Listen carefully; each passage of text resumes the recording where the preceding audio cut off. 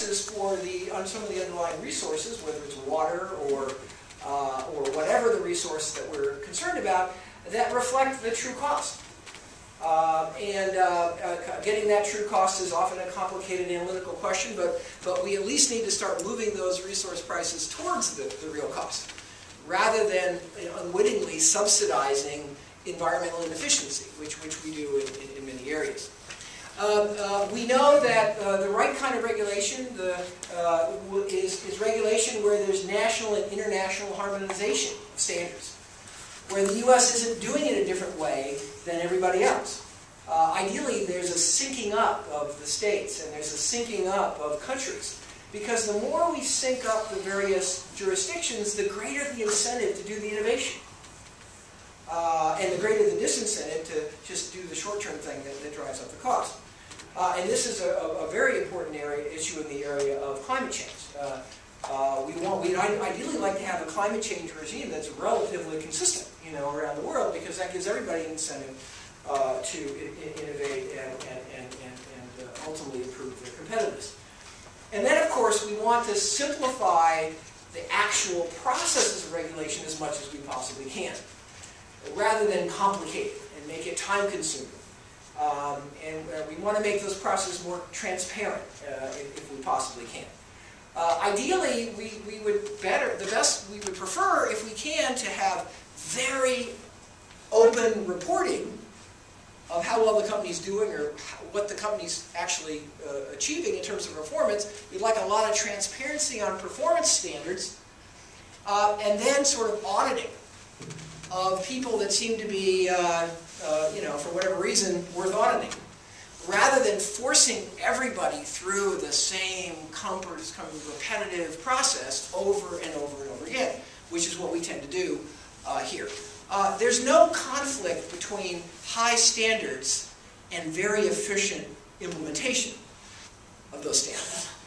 You can have those, that's the ideal world. We're not talking about reducing the standards. We're talking about how to actually enforce and achieve compliance with those standards. And there's lots of different ways of doing that. And for various legal reasons and other reasons in America, we have made it truly a arduous process. And I think it worked against our interest in the process. We also know from Porter hypothesis thinking would suggest that there's at least a few other steps that we should also take. So it's not just the regulation. That's not the whole strategy. You've got to get the regulation right, but we also have to do, number one, we have to focus on measurement. The more we can measure and require measurement of performance by everybody in a consistent way, the more every company has to put out its performance on water, on energy, on emissions, on this, on that. And the more those measurements are consistent and comparable, the more energy we're going to get and the more innovation we're going to stimulate. Because companies are going to be comparing themselves, they're going to be talking to the companies that are doing better, the competitive juices are going to be flowing. So measurement becomes critical. Metrics become critical. Mandatory measurement becomes critical. And again, we do some of that, but we can do a lot more. Collaborative activity can often be a very effective way of stimulating more rapid progress on innovation, where you can have an industry or an industry cluster sort of do some collaborative activity around particular environmental problems and particular environmental technologies. And then, of course, research and diffusion of learning. There's all kinds of examples in the papers that are summarized in the survey paper. Some of the papers are mentioned, where simply training people in how to deal with certain environmental problems in corporations can have a tremendous impact on speeding up the diffusion of new technology and the rate of learning. Again, don't assume that companies know everything. Don't assume that they get everything right. That's a bad assumption. Therefore, supporting research as part of the regulatory strategy, supporting training, getting industry groups together to train each other, all those things become really fundamental core strategies if what we're really trying to achieve is that innovation solution and not that cost increasing solution. In terms of corporate practice, just very briefly, I think kind of key idea is we've got to move beyond thinking of environmental issues as CSR, corporate social responsibility. Corporate social responsibility is about philanthropy, it's about image, it's about giving, it's about volunteering, it's about being a good guy or a good lady. You know, look at how we're being good. You know, those are great sentiments, and I don't want to be negative on the sentiments. But if we want to really be effective in the corporation at this, we've got to start treating it as a real business issue. We've got to start looking at it not as CSR, but as a way of actually enhancing our productivity and our competitiveness. And the companies that are making the most progress on environmental performance are the ones that have kind of made that mentality shift.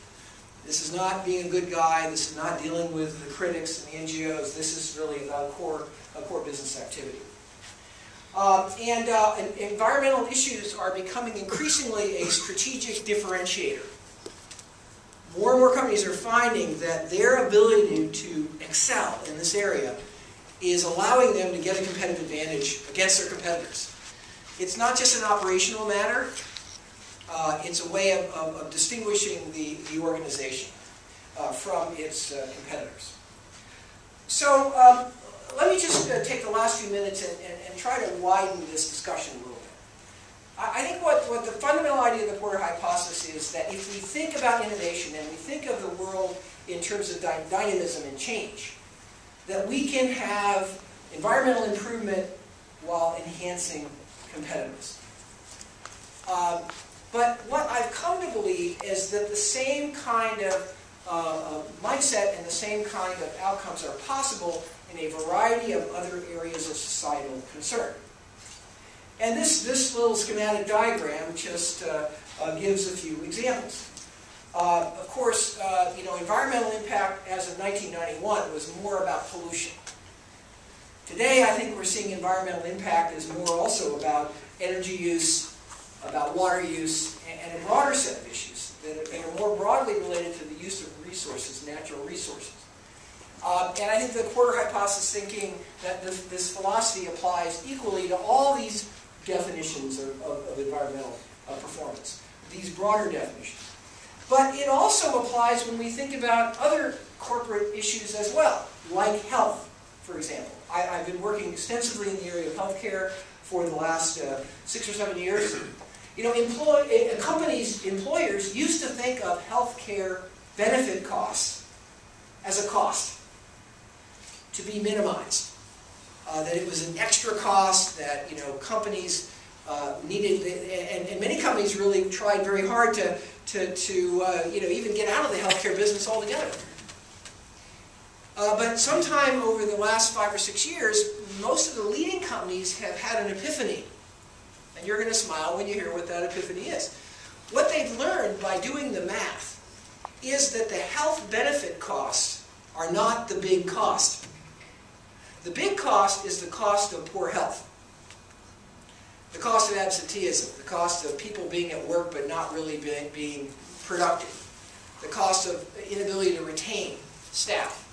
The current estimates are the cost of poor health is about 3 or 4 times the cost of the health benefits themselves.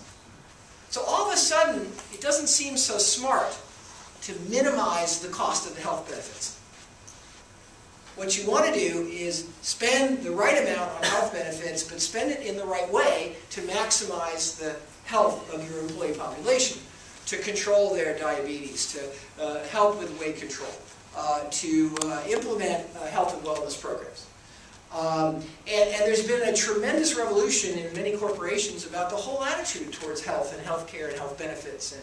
And that's an example of how it's not just the environment, where if you look at the issue from a deeper perspective, you all of a sudden see that it's not a conflict between health benefits and competitiveness. You can actually align those to create an advantage. You can align those to help you improve your competitiveness, not inevitably a drag. And I would say that the same thinking can apply to areas like safety, skill building in the employer base, a whole variety of other areas. And that's what this new article, Creating Shared Value, is all about.